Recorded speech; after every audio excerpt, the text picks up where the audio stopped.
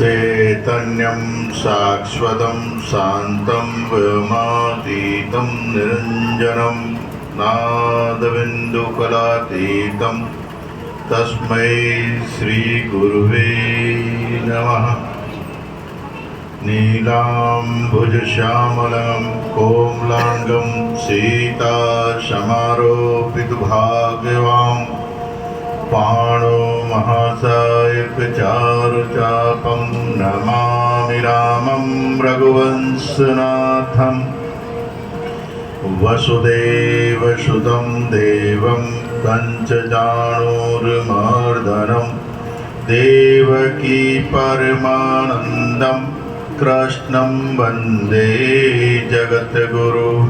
कृष्णं वन्दे जगद्गुरु।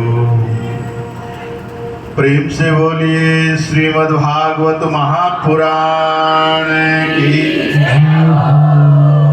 कृष्ण बलदेव की, राजा रामचंद्र महाराज की, भीड़ भजन बालाजी महाराज की, ब्रह्मलीन प्रेमदास जी महाराज की, ब्रह्मलीन किशनदास जी महाराज की, जगद्गुरु शंकराचार्य जी महाराज की, जगद्गुरु रामानुजाचार्य जी महाराज की, गौ माता की, गंगा गीता गायत्री गौ माता की, गिरिराज धरण की, सब हरि भक्तन की। आइए 2 मिनट भगवान नाम लेते हैं, सभी बड़े प्रेम से भाव से।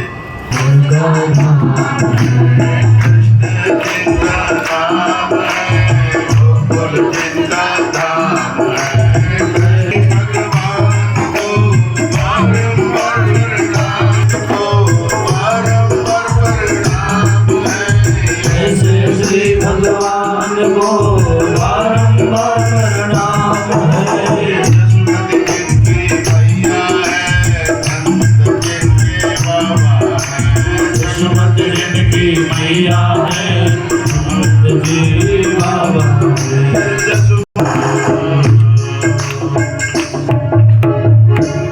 अर्चनीय वंदनीय प्रातः स्मरणीय जगत नियंता की शरण शरण में विराजमान अखिल ब्रह्मांड नायक परब्रह्म परमात्मा सदगुरुदेव एवं जगत जननी गौ माता के चरणारविंदों में शाश्वत दंडवत प्रणाम करते हुए, बड़े सौभाग्य की बात है कि व्यासपीठ पर परम श्रद्धेय परम आदरणीय जगद्गुरु स्वामी वैदई वल्लभाचार्य जी महाराज,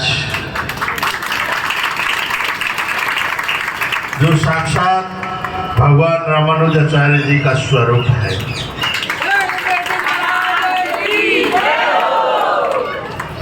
और सुमधुर वाद्य बजाने वाले गंधर्व के स्वरूप में सभी भजन मंडली, और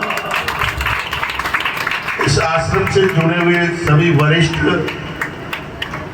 प्रेमदास जी के, कृष्णदास जी के भक्त एवं बालाजी के समर्पण भक्त, और सभा में भक्तिमय करुणामय जगदम्बा अम्बा अम्बालिका भवानी के स्वरूप में मेरी माताएं बहनें एवं जगत पिता ब्रह्मा के स्वरूप में सज्जनों बंधुओं एवं भाइयों, ब्रह्मांड में होनहार तारों की तरफ टिमटिमाते हुए बालक बालिकाएं, आज बड़े ही सौभाग्य की बात है कि हम श्रीमद् भागवत कथा श्रवण कर रहे हैं।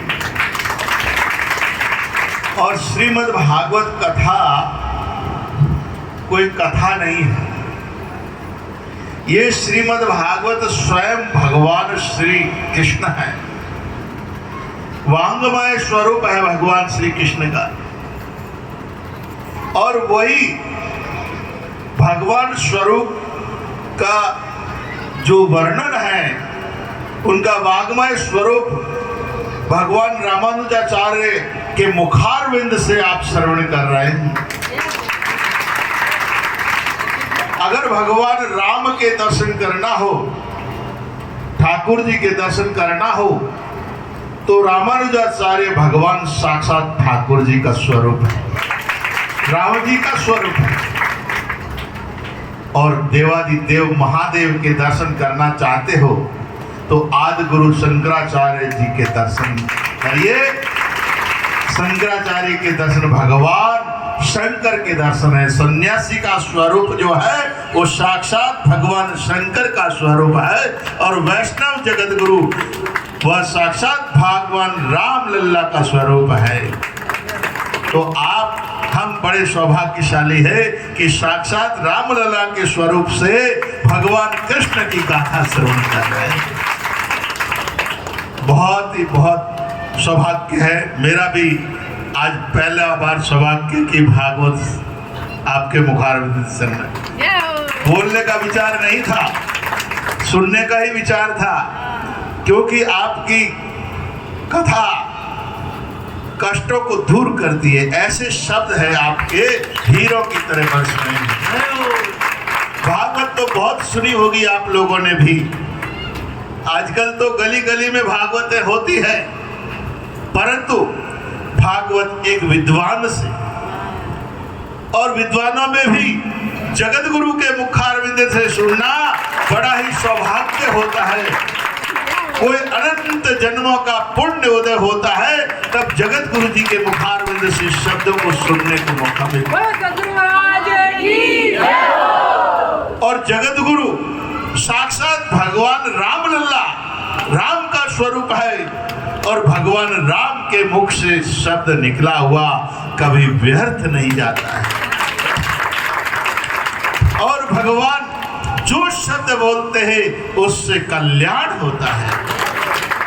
इसीलिए हमारे शास्त्र कहते हैं, वेद कहते हैं कि सन्यासी महापुरुष यानी त्यागी महापुरुष, तपस्वी महापुरुष, तपोनिष्ठ महापुरुष के मुखारविंद से कोई भी शब्द आपके कान में जाता है तो आपका कल्याण कर देता है।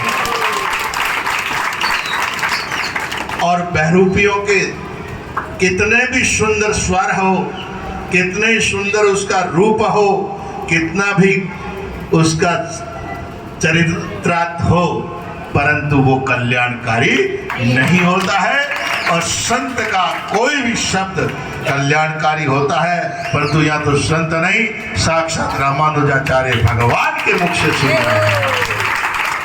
और इसलिए हमारा आपका बड़ा सौभाग्य है कि आज बहुत ही सुंदर भगवान श्री कृष्ण की लीलाओं का वर्णन सुन रहे थे, जिनका कोई आर पार नहीं है। इतनी लीलाएं हैं, परंतु मुझे जब मैं आया तो भगवान श्री कृष्ण का नामकरण गर्गाचार्य जी महाराज के मुखारविंद से हो रहा था। और वैष्णव में ज्यादातर स्वयं पाकी होते हैं, महात्मा स्वयं अपना प्रसाद बनाकर पाते हैं। तो थोड़ी सी बात कह देता हूं कि गर्गाचार्य जी महाराज भी स्वयं पाकी थे। और नामकरण के बाद में जब भोजन के लिए अनुरोध किया तो यशोदा जी ने, नंद बाबा ने, तब उन्होंने कहा भाई हम तो स्वयं पाकी हैं। तो बोले आप स्वयं बनाइए, हमारे यहाँ चौका साफ सुथरा है, एकदम पवित्र है, आप जो कहें वो सामग्री सभी उपलब्ध है, आप स्वयं बना के भोग लगा के आप प्रसाद हमारे घर में जरूर पाइए। गर्गाचार्य जी महाराज ने बहुत सुंदर खीर, पूड़ी, मालपुए, चमचम, बहुत सुंदर भोजन बनाया। भोजन बना के बाजोट लगा के भगवान के आगे परोसा और आंख बंद करके भगवान से प्रार्थना करते हैं कि हे प्रभु, हे नारायण, आप भोग लगाइए। भोग लगाने की प्रार्थना किया और जूही लाला अंदर सो रहे थे, टुमुक टुमुक आकर वो पूरा थाल साफ कर गया। अब जो ही आंख खोली गर्गाचार्य जी ने कि थाल तो साफ। अरे जसोदा, हे जसोदा, तेरा लाला तो मेरा सारा भोग खा गया। यशोदा माँ कहती है मेरा लाला तो अभी 7 दिन का ही नहीं हुआ है, तुम्हारा पूरा थाल छठ कैसे कर दिया, ये कैसे मानो। परंतु गुरुओं से जिद नहीं करनी चाहिए। फिर भी मन नहीं मानता यशोदा जी का, परंतु गुरु जी को उलाहना न देकर कहा खा गया होगा जी, आप दोबारा बना दो प्रभु जी। गर्गाचार्य जी ने दोबारा भोजन बनाया, दोबारा बनाकर फिर परोसा और भगवान से प्रार्थना किया, आंख बंद के जो प्रार्थना किया, हे नारायण भोग लगाइए। इनका नारायण आके फिर छठ कर गए। फिर तमतमाते हुए गर्गाचार्य जी बोले, अरे तेरे लाला को बंद करके रख, मेरा बार बार खा जाते हैं, मैं बार बार मुझे बनाना पड़ता है। कन्हैया से कहा, अरे कन्हैया ऐसा क्यों करता है बेटा, तेरे यहाँ कोई कमी थोड़ी है। कहते हैं माँ क्या करूं, बार बार ये पंडित बुलाता है मुझे, बार बार बुलाता है। और अगर पंडित बुलाए, संत बुलाए, कोई महात्मा बुलाए और न जाए तो अपमान होता है ना। इसीलिए मैं पंडित जी का अपमान नहीं करना चाहता। वो बुलाते तब मैं जाता हूँ, नहीं बुलाते तो मैं नहीं जाता हूँ। आप कह रहे इस तरह की लीला किया और गर्गाचार्य जी को चतुर्भुज नारायण में भगवान ने साक्षात दर्शन दिए और गर्गाचार्य जी का भी कल्याण हो गया। यहाँ पर कन्हैया ने पहला कल्याण वही किया। गर्गाचार्य जी अपने गुरु का, कुल गुरु को दर्शन देके उनके पूरे कुटुंब का कल्याण किया। तो ऐसे हमारे नारायण भगवान श्री कन्हैया, आज आपने लीला सुनी, बहुत ही सुंदर। कल जन्म था और जन्म उत्सव मनाया होगा। कल मैं आने का प्रयास किया था परंतु नहीं पहुंच पाया, पर आज हमने मन में निश्चय किया और महाराज श्री ने भी कहा नहीं आपको जरूर आना है, आइएगा। तो मैंने कहा जरूर आऊँगा। आज मेरा सौभाग्य है कि सपन भोग के दर्शन हुए और महाराज श्री की वाणी सुनने का मौका मिला। और गौशाला के लिए मैंने महाराज जी से निवेदन किया, कई बार किया कि अपने यहाँ गाय परेशान होती है तो आप जितनी भी गाय है, आपको यह जितनी ज़रूरत है, जो आश्रम के लायक दूध की ज़रूरत है उतनी गाय रख लें और बाकी जितनी भी गाय है वो हमारे वहाँ गौशाला में आप पहुँचा दें। परंतु कोई व्यवस्था नहीं बनी है। तो आज मैंने कहा अगर व्यवस्था कोई बड़ी गाड़ी की नहीं बनती है, क्योंकि बड़ी ऊपर आती भी मुश्किल से है, तो अपने वहाँ गौशाला में गाड़ी खड़ा है, आदमी को लगाइए, 2-2 4-4 ले जाके वहाँ छोड़ दें, कोई दिक्कत नहीं। तो गौशाला मेरी नहीं है, जगत गुरु जी की ही वो गौशालाएं हैं और मैं तो गुरु जी के सेवा में हूँ।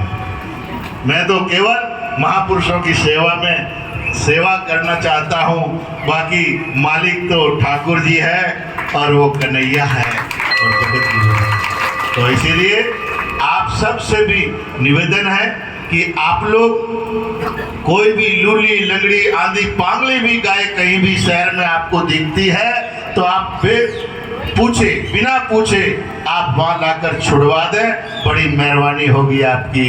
और ये गाय अभी 5-10 दिन के अंदर मैं जानता हूँ सब पहुँचनी जाएगी और आप लोग सब इसमें तन मन धन से बढ़कर वहाँ गौशाला में पधारें। वैसे तो महाराज श्री मेरे मन में एक बात आई थी, जब आपने भागवत के लिए बोला था कि भाई मैं भागवत यहाँ कोई भगत करवा रहा है, तो मैंने कहा बहुत ही सुंदर, परंतु एक हमारे यहाँ कोई व्यक्ति ने नीचे भागवत शुरू कर दिया था। उसके उपरांत मेरे मन में आया कि जो आपकी तय हुई भागवत वह गौशाला में ही क्यों ना हो जाए, ऐसी मेरे मन में आई, परंतु बात करने का मौका नहीं मिला।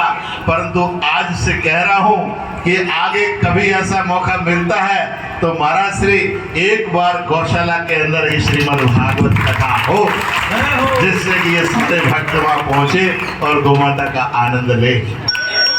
ये गौ माता की जय हो।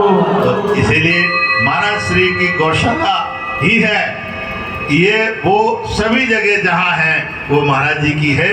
तो यहाँ पाल बरनाडा में 2 जगह गौशाला है और पाली रोड पे एक गौशाला है जो काकाड़ी में स्वामी ज्ञान स्वरूपानंद गौ सेवा संस्थान के नाम से, और पाल में जो है वो आनंद धाम अलग ज्ञान गौ रक्षा समिति के नाम से है।